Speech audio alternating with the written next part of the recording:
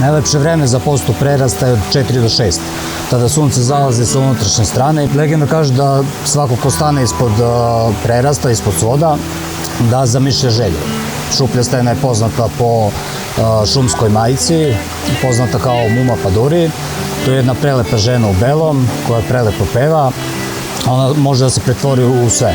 Ukoliko bi uočili neku životinju ispred vas, vuka, jelena, zeca, kada bi trepnuli, tako bi nestala. Ukoliko bi čuli zvukove, galamu, pevanje, smeh, priču, i ukoliko bi ponovili to što čujete ili se nasmijeli na to što čujete, osetili bi peckanje ili goranje u prstima. Ako je čujete daleko, ona stvari odmah pored vas. Ako čujete blizu, ona stvari daleko.